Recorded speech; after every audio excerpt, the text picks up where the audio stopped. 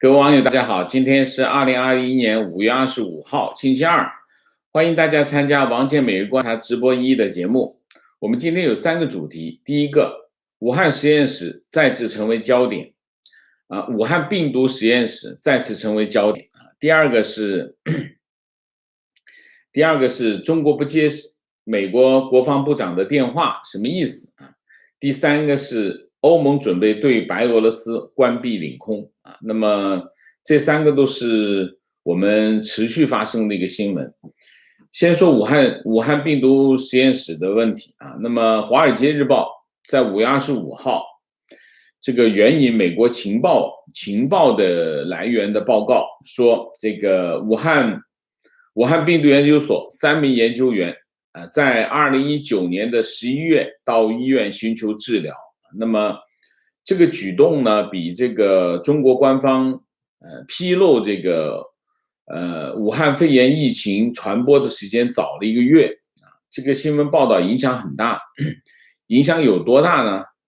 今天这个《环球时报》的报道做了个回应什么呢？就是石正丽啊，就是关键的人物啊，在这场武汉病毒研究所里面非常重要的一个关键人物叫石正丽，还有另外一个叫周鹏。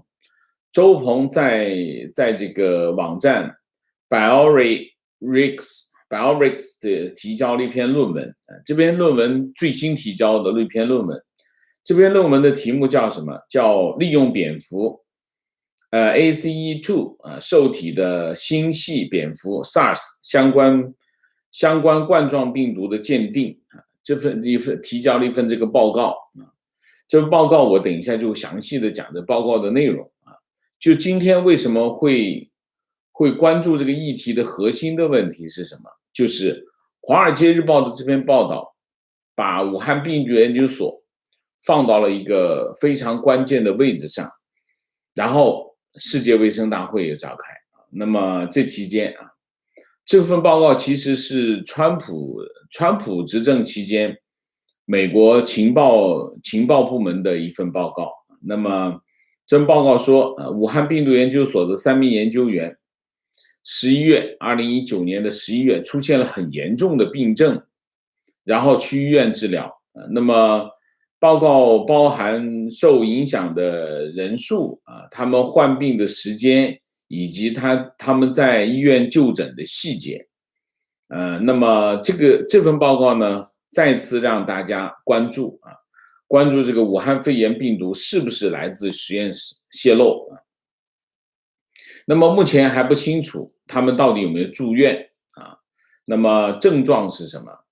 那么3个月他们大概是3名研究人员就医后的1个多月，武汉肺炎病毒首次出现在武汉然后传播到世界各地。那么这份报道呢说，美国现任和前任的官员对报告的证据表达了不同的看法。其中一个看法是，这份报告是由一个国际合作伙伴提供的，可能很重要，但仍然需要进一步的调查和补充证实。另外一个官员认为，这些报告非常有利。他说，我们从各种来源获得的信息质量非常好，非常精确。这份报告没有告诉你的是，他们到底为什么会生病那么中国官方说的是什么？中国官方说的是，武汉肺炎第一个确诊病例是2019年的12月8号这是中国官方这个正式公布的时间。那么2019年11月大约是很多流行病学家和病毒学家认为武汉肺炎首次在武汉周边开始传播的时间并发是12月8号。美国政府什么态度白宫新闻秘书沙奇在这个新闻发布会上说，我们没有足够的信息来得出关于新冠病毒起源的结论，我们需要数据，我们需要一个独立的调查，这正是我们一直在呼吁的。然后中国外交部发言人赵立坚反驳说，中国武汉病毒研究所今年3月已经做过相关的解释。他说，2019年12月30号之前，武汉病毒研究所未接触过2019新型冠状病毒，迄今为止，该所职工和研究生保持新型冠状病毒的零感染。那么美国国家安全顾问国安全委员会发言人说，我们仍然对新冠疫情最早时期存在严重的疑问，包括它在中国境内的起源。我们不会发表声明预先判断世卫组织正在进行的起源调查。我们从不对情报问题进行评论。好，我们开始讲石正丽和周鹏。那么石正丽和周鹏以中科院武汉病毒所、中科院大学的名义，在这个 Biorex 提交了一份论文。这份论文就是利用蝙蝠 ACE2 受体的新系蝙蝠 SARS 相关冠状病毒的鉴定。那么石正丽的身份是中科院武汉病毒研究所新发传染病研究中心主任，武汉国家生物安全实验室副主任。周鹏是中科院武汉病毒研究所蝙蝠病毒感染与免疫学科组组长。这是他们2个的身份。然后这份报告说呢，此前有推测称，可能是实验室的 RATG13 泄漏导致了 SARS-CoV-2，但是现有的实验证据并不支持这一推测。相比之下，穿山甲冠状病毒对人类或蝙蝠 ACE2 具有很强的结合能力，对人类或其他物种具有很高的跨物种潜力。报告还说，报告透露，2015年的5月，研究团队在云南墨江县进行蝙蝠采样。大概是一个，它有很多的论证。我当然就不具备判断这个论证的能力。但是我们能看出来，这是一个结论性的报告。这个结论性报告通过实验数据来证明病毒并非来自实验室，或者是这个病毒的泄露和其他的人类相结合的这种可能性很小。它是要得出一个这样的结论。但这个报告呢，其实这个报告呢，对判断病毒来源没有决定性的帮助。为什么？因为它的报告它提供的不是一个完整的数据。它是提供了和结论有关的数据。比如说我有这么多个数据，我把所有的数据全部公布出来，我们看到了1、2、3、4、5、6、7、8、9、10，有这么多个数据。那我们通过3、4、5这个3个数据来证明我们今天的这个结论。如果是这样的话呢，是有帮助的。他现在是说我们的实验，我们得到了4、5、6这3个数据，这3个数据证明了我的结论。那么其他的数据是不是能证明别的结论呢？他就没有说。这就是这份报告。所以我说这份报告呢，它试图建立一个数据实验室的数据来证明它的结论，但是这不是个完整的数据，所以你不知道是不是有别的结论。所以我说他这个报告只是纯粹是为了反驳《华尔街日报》的新闻。所以《华尔街日报》的报道说，长期以来部分专家认为新冠病毒从实验室外泄是一种阴谋论。但是关于新冠病毒可能始于实验室事故的假设也引起部分科学家的兴趣啊。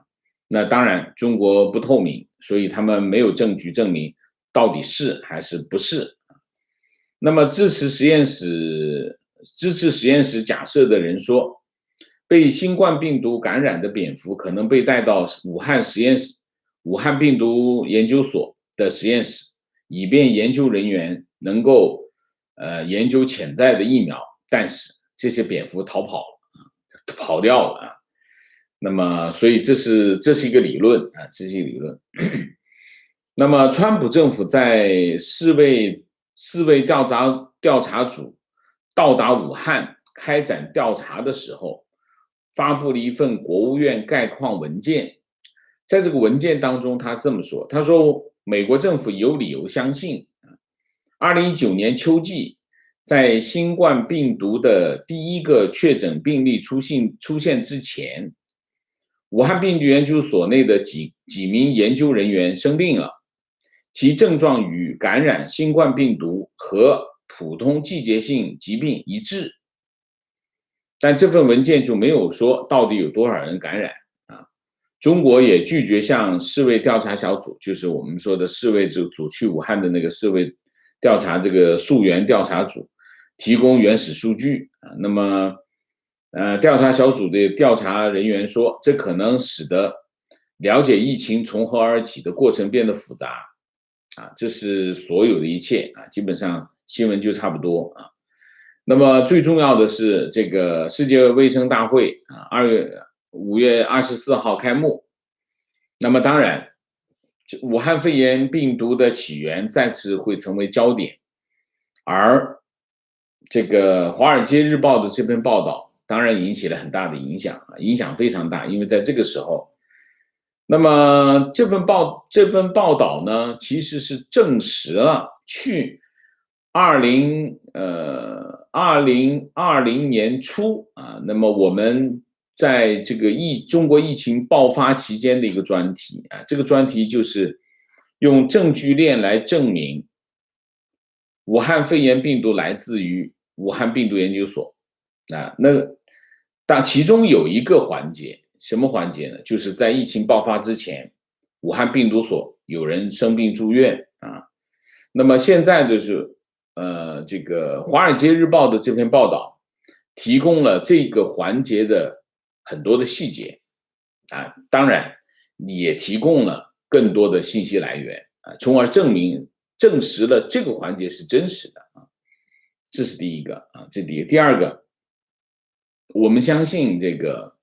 美国情报机构应该有更多的这个武汉病毒所的情报啊，但是只是他没有公布。他为什么没有公布？我相信跟什么有关系？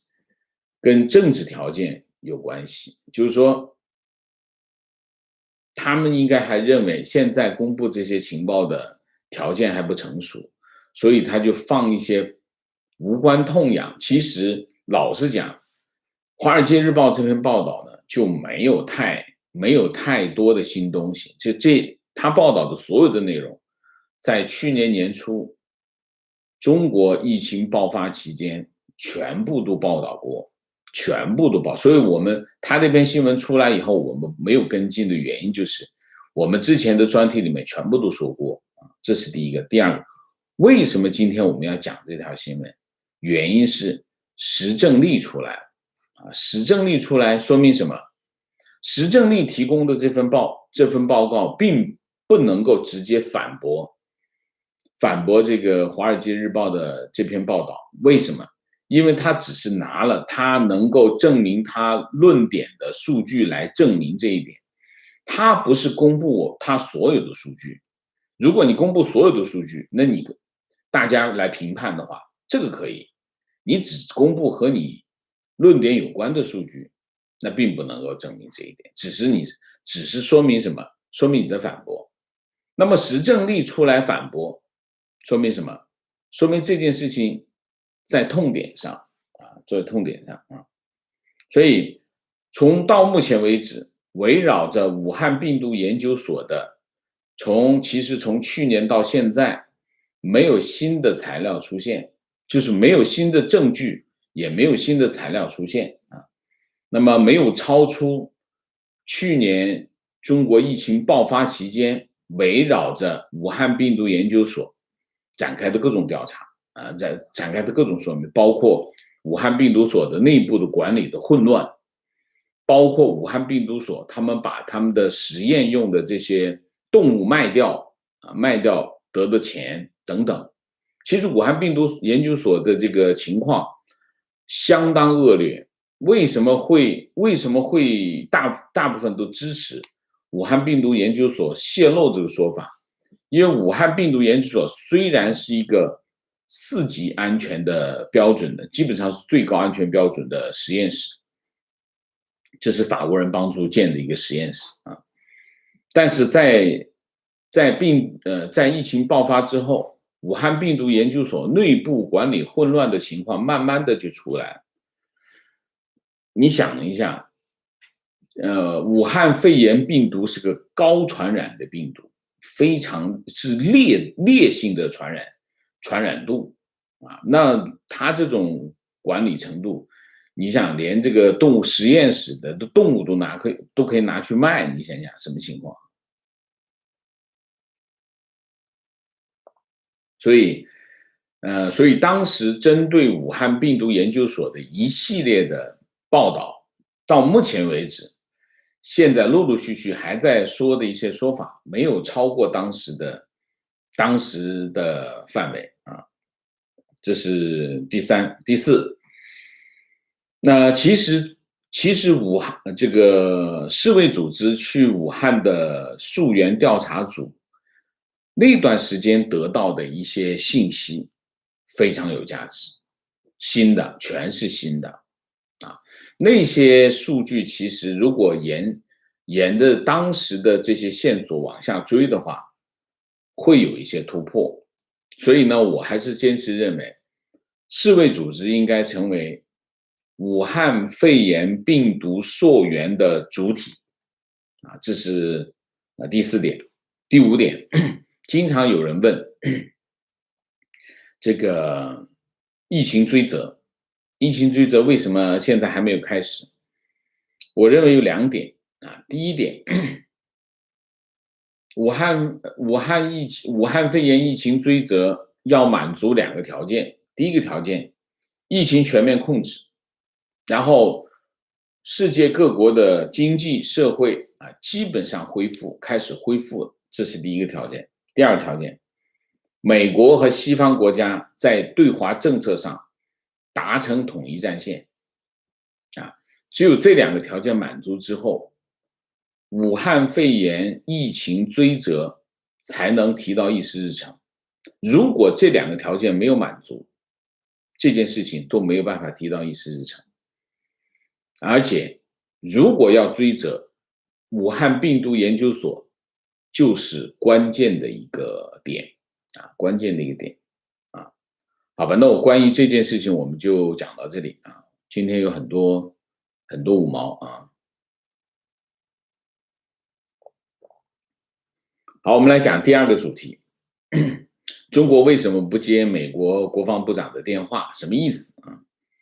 那么5月21号，《金融时报》有个报道说，这个中国军方3次拒绝了美国国防部长奥斯汀要求与中国军方高层通话的这个要求啊。那么中国就用申请这个心态好很多啊。这是今天呢，这个《环球时报》这个就用专家的说法来反驳啊。他用第一个，中国选用了《环球时报》啊，这就是耍流氓啊！耍流氓什么意思呢？《环球时报》算不算官方媒体？中国不是官方媒体，但是《环球时报》的地位有点小流氓啊。什么叫小流氓？它是一个小报啊，不是特别有官方地位。那么中国经常用这种媒体来说一些他不想用正式身份来说的话啊。那么今天这个话就用《环球时报》来说。第一个，不太那么正式，但是呢，而且他引用的说法又不是中国官方的说法，是谁？他叫专家啊，专家专家这个里面就是，其实中国的专家全是官方，但是他又可以利用西方的语境，到时候可以耍赖啊，耍赖，利用西方的语境耍赖的意思啊。然后《环球时报》今天的报道说，反驳什么呢？说这是美国不遵守外交礼仪，想改变规则的另外一个体现啊。那么此外，美国五角大楼就是美国国防部还希望嫁祸于中国，制造出中美军事紧张关系责任归于中方的假象啊。这是《环球时报》今天就跑出来就是反驳这个说法啊。那么金融时报当时是这么说，但是由于这个印太地区紧张局势不断的升级，解放军在台湾附近动作频繁，中美两军尤其在南海地区接触越来越密集。那么拜登政府认为奥斯汀与许其亮是军委副主席，会谈很重要，所以呢奥斯汀就3次请求和这个许其亮通话，那么中国没反应中国其实是没反应，没理他。那么所以呢，中国对这个五角大楼的拒绝，使得双边关系复杂化其实双边关系复杂化这是一个中性的表述并没有说责任在中方那么美国官员表示，除了奥斯汀通话申请受阻之外，今年1月初这个在这个美国总统拜登宣布就职之前，美军参谋长联席会议主席米利也一直未能和同级别的中国同行通话就当时也没通话成那么22号，路透社再度对这个新闻进行报道，说尽管中美双方关系紧张，而且相互发表尖锐的评论，美国军方官员长期以来一直寻求与中国军方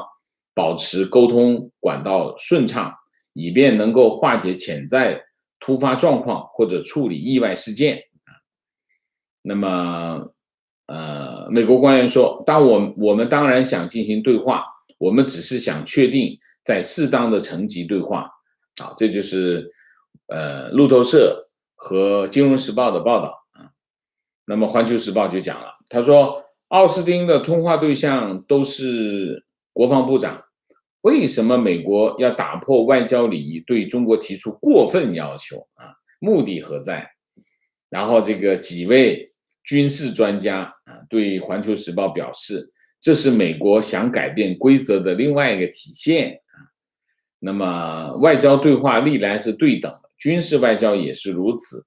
作为美国的国防部长，奥斯汀想和中国同行对话，对象自然是国防部长魏凤和，但是美国一些人却认为五角大楼应该和中央军委副主席对话，这是不对等的，超出外交礼仪的要求。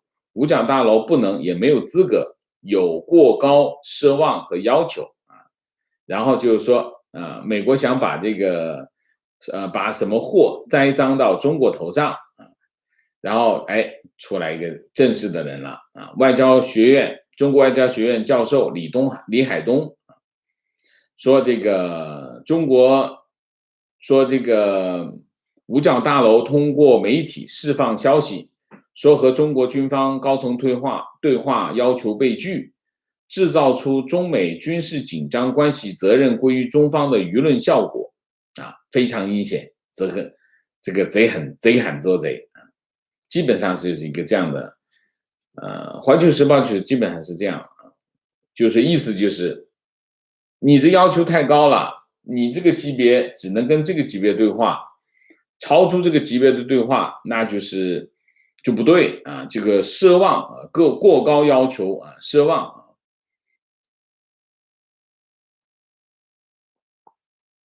那这件事情到底是怎么回事呢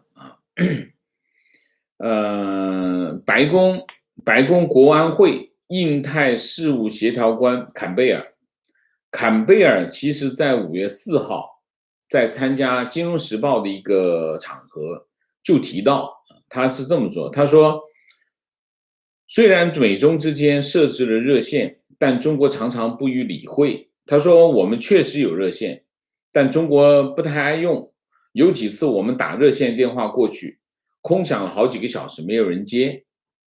坎贝尔讲的这番话，这是5月初的时候。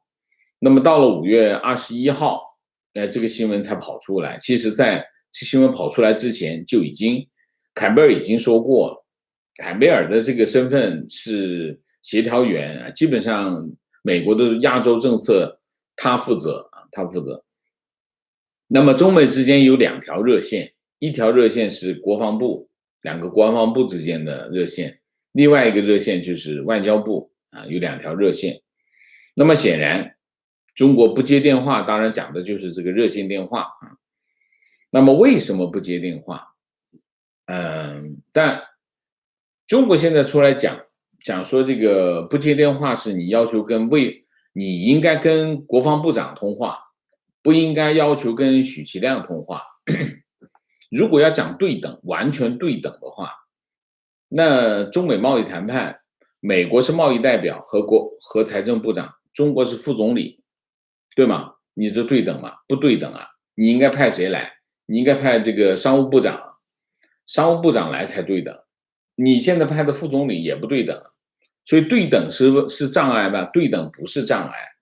那么美国方面的想法是什么？美国方面的想法就你这魏凤和根本就说了不算的。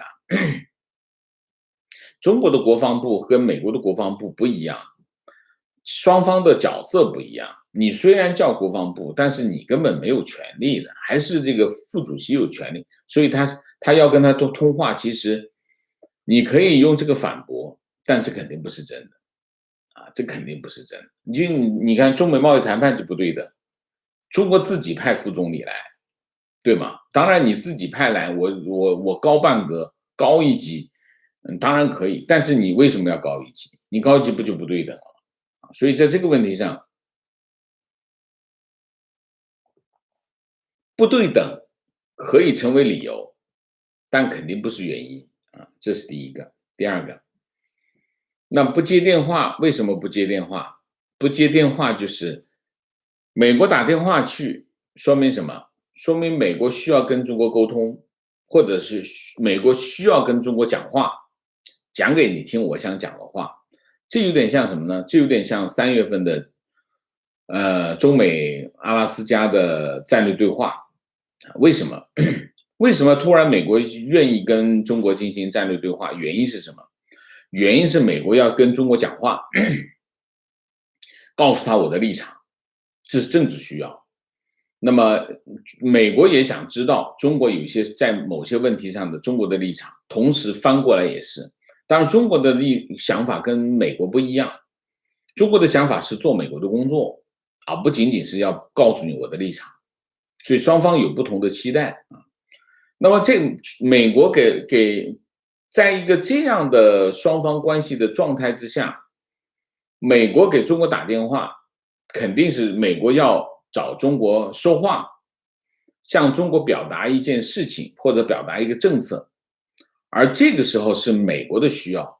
中国为什么不接电话？中国不接电话的原因是因为2个原因。第一个原因是我不想让你告诉我这件事情，不是我不想知道，我是不想让你实现这个动作的目的，这是第一个。第二个，我还没想好我要怎么跟你对话，我在没有想好之前，我不想接这电话。电话这个效果就是这个效果，我可以不接电话就是可以不接这是一个。还有一个，关系不好不想谈。通常2国关系是这样，就是说当我觉得我不需要面对你的时候，我可以不面对你这是2国关系最重要的一个方面。就是说我们的关系处于一个这样的，你可以看从5月份到现在，其实5月初到现在，其实双方的关系其实都处于一个什么？大部分的双方的接触都是军事领域，一个南海，一个是台海。然后美军又在这个东海演习等等，其他层面的接触不多，并不多啊。那么这是第二，还有一个，为什么国防部的热线不接？系统对不上。中国现在对美国的政策主导是谁？外交部。外交部和外办就是杨洁篪和王毅，主要的，如果从官方系统来看，就是外交部。外交部在负责这件事情。国防部有没有这个职能？国防部以前有一点，双方关系好的时候，两军关系建立两军关系，那也是在外交部的领导下来做这个动作。所以实际上呢，国防部呢有没有单独去面对美国的这种职能？没有。所以国防部不接的电话很正常，就是他不觉得透这事怎么办？这不是我的事儿，这不是我的事儿，我就先不理他，再回头再跟外交部打招呼。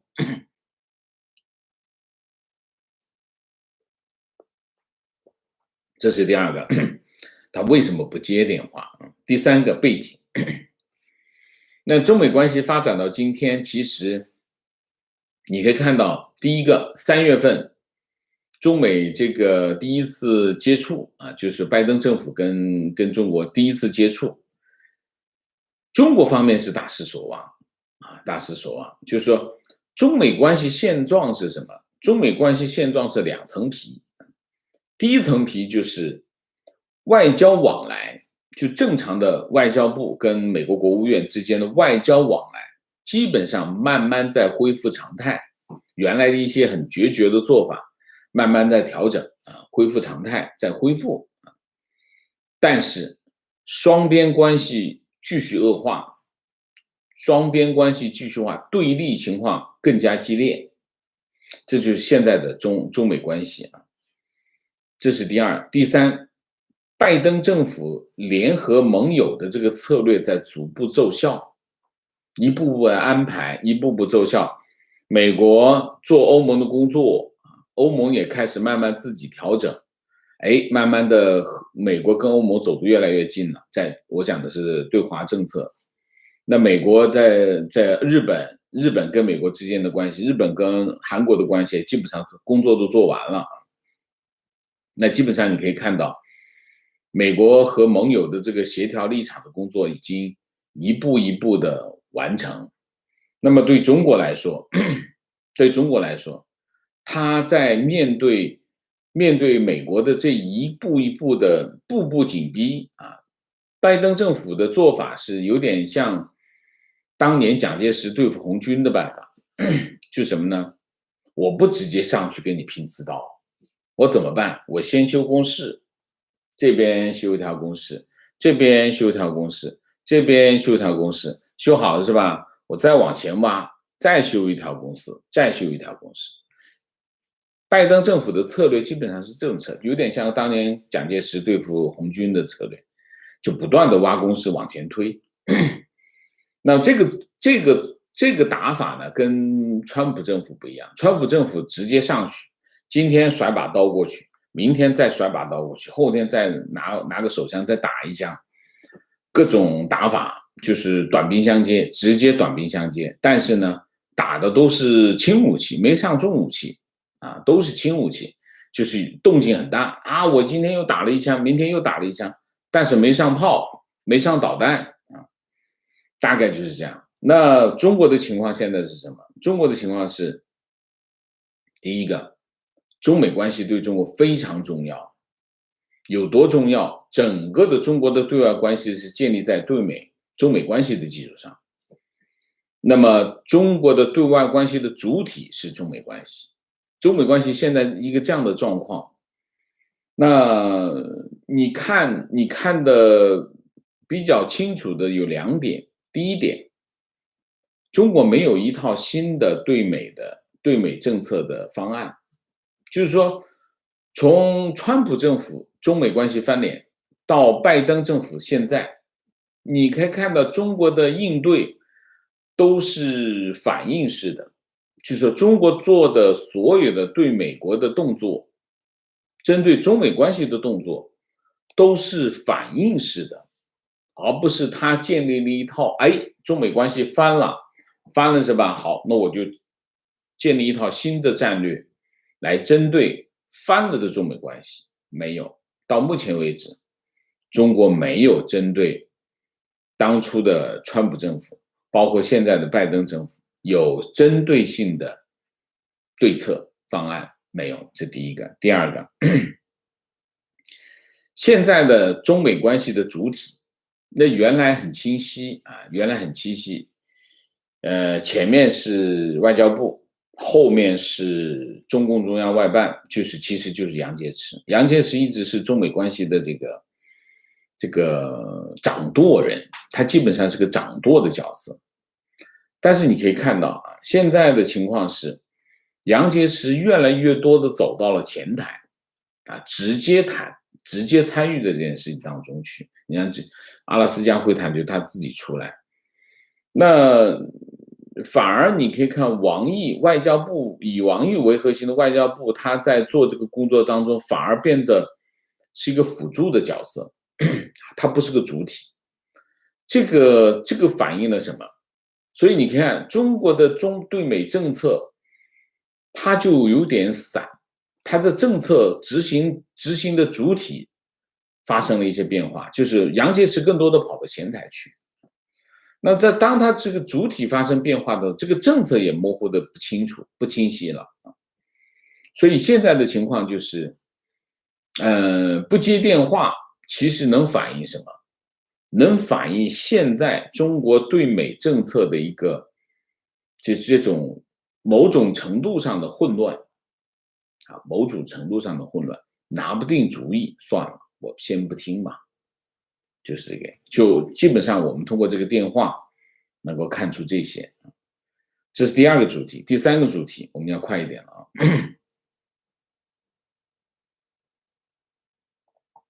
欧盟准备对俄罗斯关闭领空啊，那么白俄罗斯啊，不是俄罗斯啊，白俄罗斯关闭领空，白俄罗斯派遣战机拦截民航客机，逮捕反对派人士普罗塔塞维奇啊，这件事情发生之后，全世界的目光都关注谁？关注欧盟啊，欧盟星期一晚上召开这个欧盟峰会啊，他们到底会做什么决定？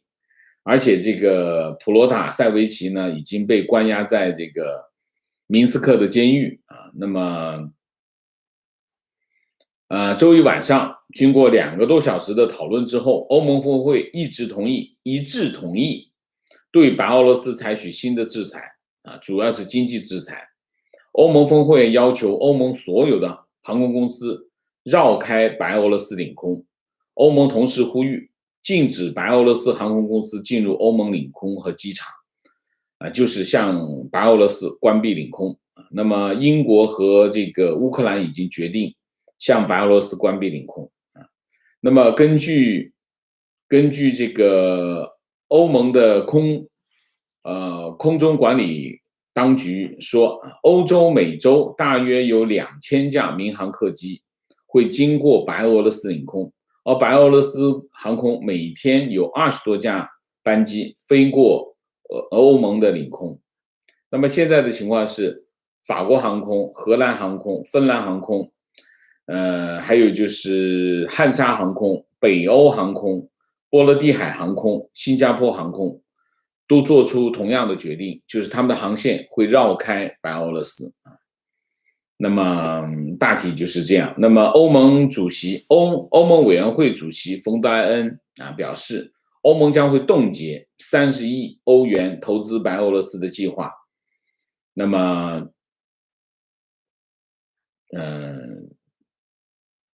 现在就是在看啊，全世界都在看欧盟会不会有更强硬的措施出台。好吧，那今天我们的主题就讲这么多啊，下面进入互动啊。进入互动之前，温馨提示，请大家点赞啊，请新来的网友订阅，请大家加入我们的会员，支持我们做更好的节目啊。我这里有一个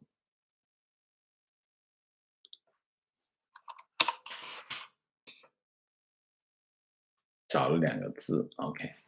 好，那我们就进入互动啊，进入互动看看今天大家有什么观点啊？好像刚才有很多，嗯、两波啊，OK，两波，谢谢。徐彦斌，谢谢 TT，谢谢 Rick Hunt，谢谢。武汉实验室泄露的问题，有媒体集团不断的洗地，洗地就洗地吧，啊，我们就不断的戳破这些谎言啊。王健，谢谢王老师，越来越沉稳扎实，感谢你的引领、启迪和鼓舞，谢谢。提问：从目前的情况来看，中国前一段时间对开放疫苗知识产权的提议持否定态度是有原因的，就是怕追溯中国疫苗研发的原始毒株。不知道王先生是否认同这个看法？中国开放疫苗持否定态度，持否定态度，我印象中没有持否定态度吧？我印象当中，中国的态度是有一点含糊，啊。我当时我回应我说，为什么他会含糊呢？原因是中国没有什么专利在这个领域啊，他跑出来说什么说啊？所以否定我我们首先要确认你说的这个是不是对的，就是他是不是否定？我印象中中国的态度并不是否定，中国是含糊，不是明确的支持。观点：只要用武汉病毒对穿山甲做意向实验，也不能证明某些实情。OK。观点：演化是有痕迹的。假如病毒是从蝙蝠来的，那一定会有一批带有原病毒的蝙蝠，外加周遭一圈带源类似该病毒的蝙蝠。如今带源的蝙蝠跟穿山甲到底抓住几只？因此，我根本就不相信武汉肺炎来自自然。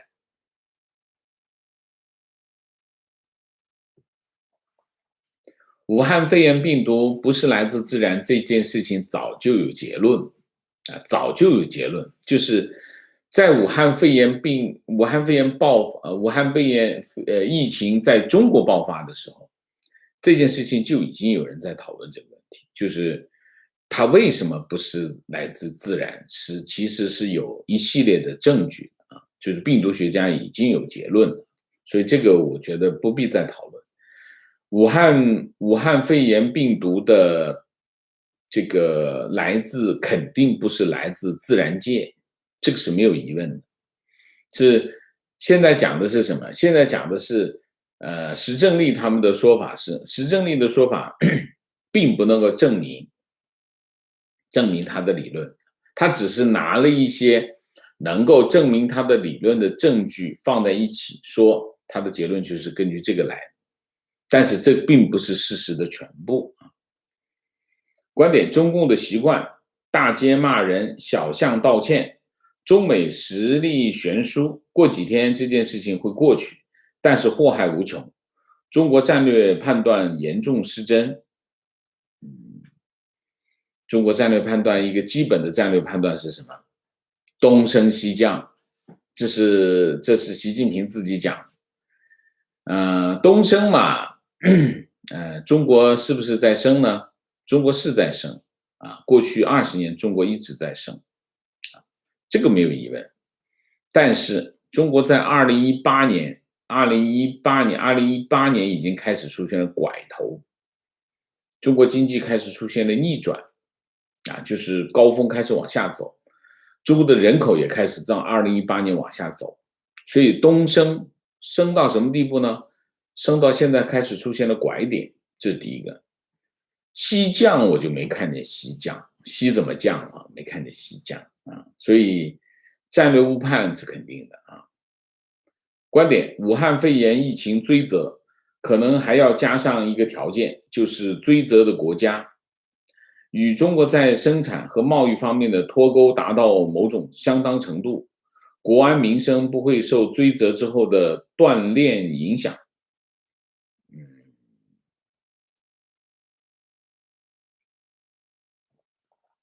如果脱钩要达到相当的程度，那就很长时间喽，那就会很长时间喽。观点：阴谋论针对的是充满谎言和掩盖真相的地方，就应该是合理的。OK， 你怎么盖，就说明这件事情是真的你如果这件事情是假的，你根本不用干，你打开就行了嘛，对不对？观点：疫情对全球健康、安全和经济发展的短期和长期伤害，远超全球40年以来从中国得到的利益。西方国家溯源反思以及研究对中国、中共未来的战略是必须的，现在只是开始。OK， 观点：今天几个医生同事一起吃饭，还聊到病毒的事，大家一致认为这种病毒是多靶点就是呼吸系统、心血管系统等，没有生物隔绝就是人、猪、狗、雪貂都可以传染，绝无可能在自然界中变异形成。OK， 提问：孙子说：“不战而屈人之兵，善之善者也。”川普换成了拜登，请问王老师，美国现在究竟有没有不打热战就把制服习的能力及手段？就制服习的能力和手段，我不知道美国不是随便就打仗的国家，对吗？所以我不觉得战争通常是最后一个选项，在两个国家之间那不会轻易说一动不动就我们打场热战，我觉得这种想法对双方会把军事手段作为对抗的其中一个手段，但是军事手段不一定就是打仗。我派遣航空母舰到南海游弋一下，这就是军事手段、军事力量但是不一定就是打仗。那么美国到底有没有在用不打热战就制服习呢？我认为作为一个战略部署，一定是首先是以不打热战为前提，我认为是这样就是说，任何一个国家在制定一个战略的时候，首先它是以不打仗为前提。如果你上来就是打仗，那打仗，特别是美国针对中国这样一个10几亿人口的大国打一仗，这个我不觉得是战略前提，你说呢？好不好？观点：川普的做法对中共统治下的中国更有个遏制力，拜登的做法反而让中共的战略判断出现混乱，这样反而让世界更加危险。请问王先生怎么看待这两个政府谁的做法对世界格局更安全？中国的战略判断出现混乱，世界就更危险嘛？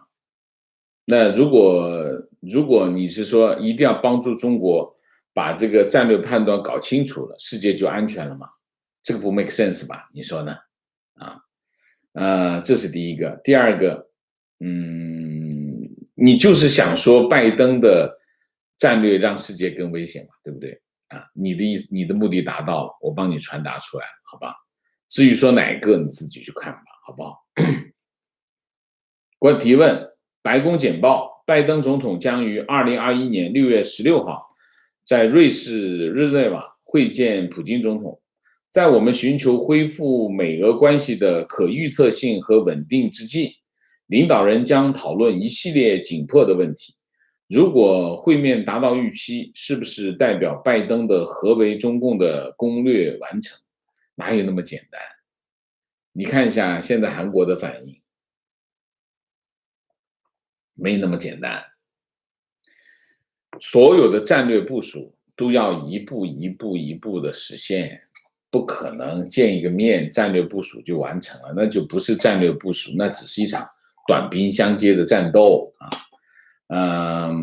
美国拜登总统见普京，我觉得是有战略，肯定是具有战略含义的动作，但是这个战略含义的动作到底是什么，我们还得看它进一步的发展，没那么，你想一下，下围棋这一个点下去啊，一个子下去，它有很多的可能性的，不仅仅只有一个可能性啊。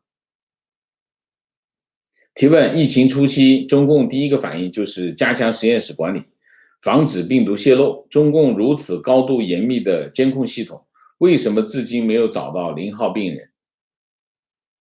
这得要问他啊，这得要问他自己了啊。提问：疫情初期，8位医生被训诫，并在各个新闻上循环播放，这是非常罕见的。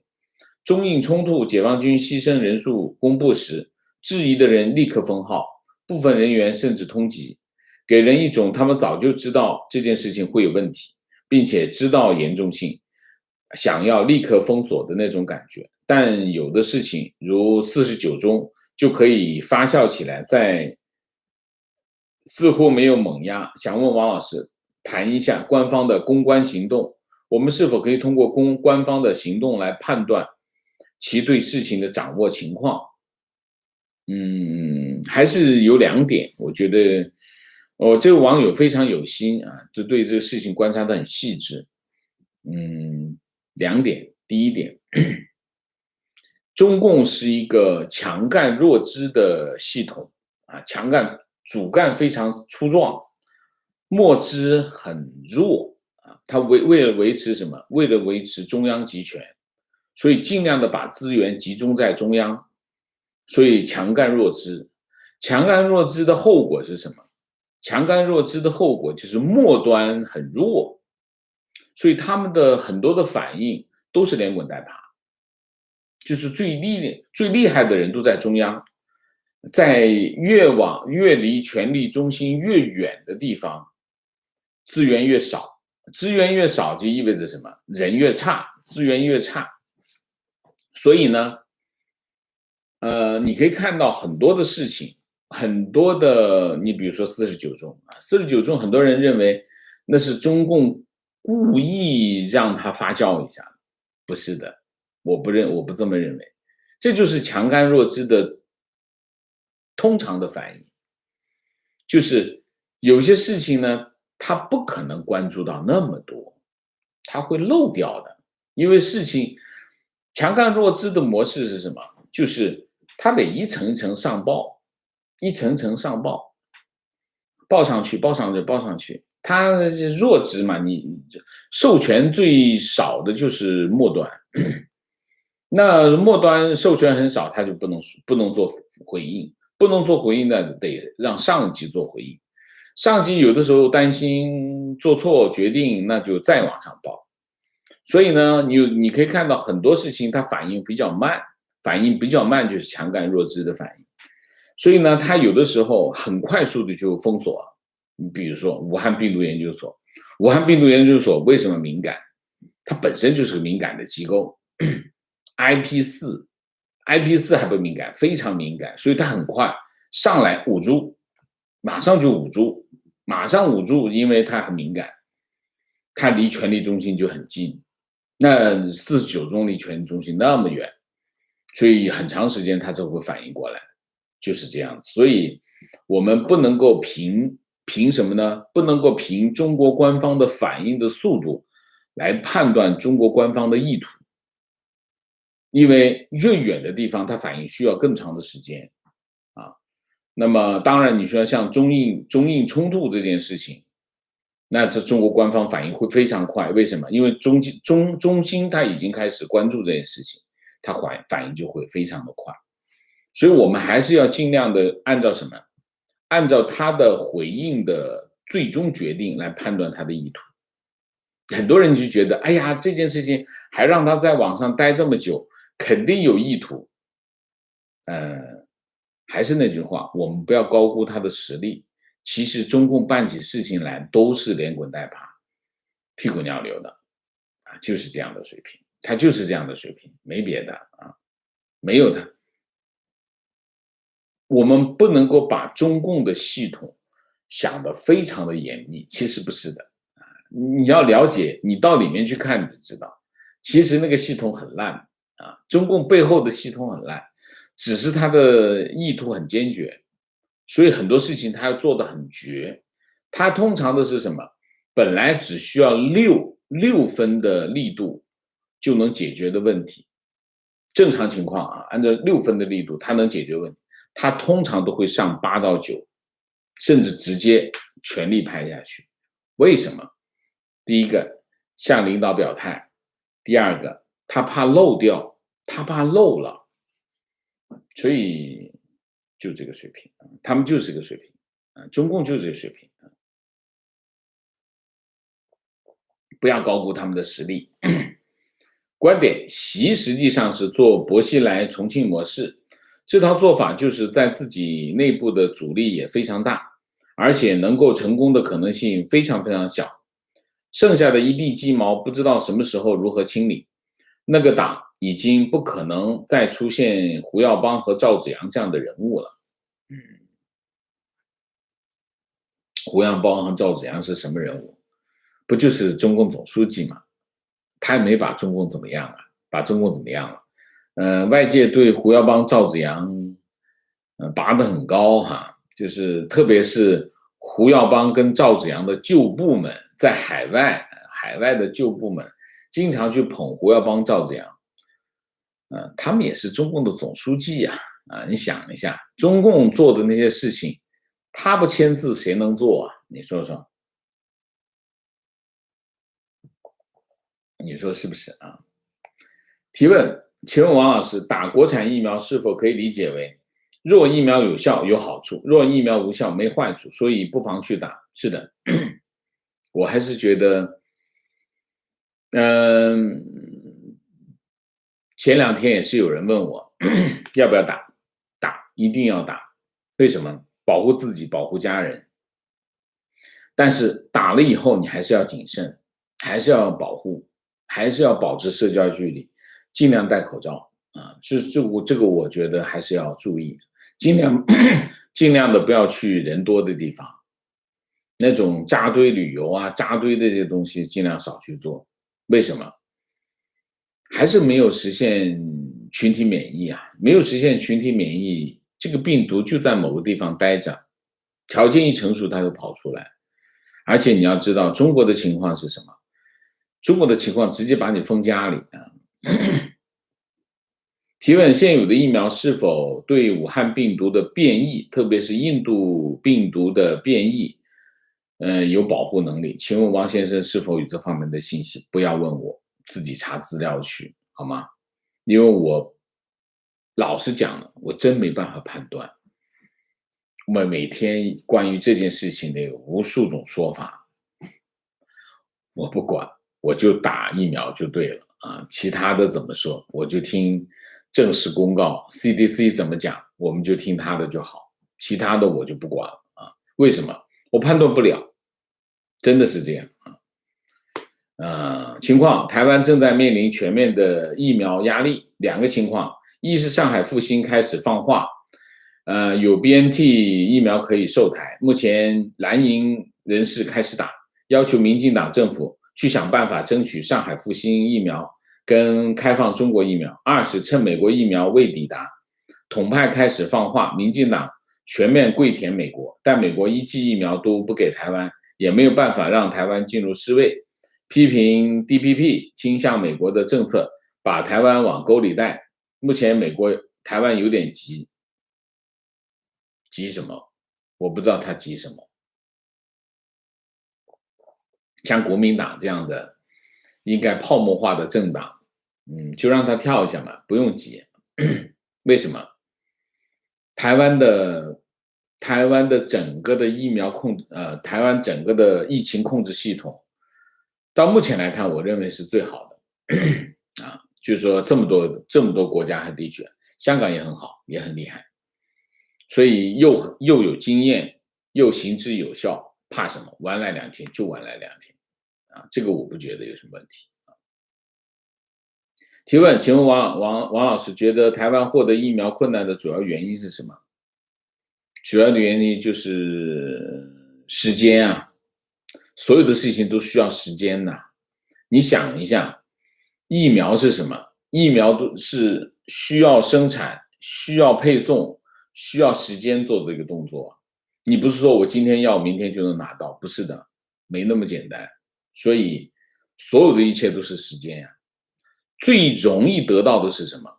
最容易得到的是假疫苗呗，不需要时间啊。提问：特斯拉已经开始建立中国数据中心了，是不是意味着以后所有开特斯拉的人，如果需要的话，可以把特斯拉的车直接控制开到他们需要的地方？我不知道是这样的结果，是这样的结果吗？不是吧？我不知道你说的这个中国数字中心，我没有听说啊。提问关于中国的出口数据，今天和朋友讨论，朋友说中国出口不仅没有受到目前的国际关系影响，而在稳步增长，经济向好。请问王老师怎么看中国的出口数据？讲了很多次了，其他地方没有恢复，所以中国的很多订单跑到中国来，因为中国的情况恢复的好，所以特别是中国的外贸企业复工复产的情况都很好，所以过去一段时间1到4月份，中国的出口一直是很好的这个没有疑问。你看一下这个货柜的价格，你就知道中国出口情况是很好。经济稳步向好就不是经济，因为出口只是中国的一个环节，因为消费一塌糊涂，你去看看中国的商场你就知道。所以经济出口是好的，但是现在出口又有问题。什么问题？原材料价格在涨，中国的出口会受影响观点：49中事件和中印边际冲突这2件事情不同，还在于事件主体离 CCP 核心的距离。解放军上面是共产党，而49中还有把校长拉出来顶个事儿，有缓冲地带，不至于直接对 CCP 执政合法性产生直接冲击。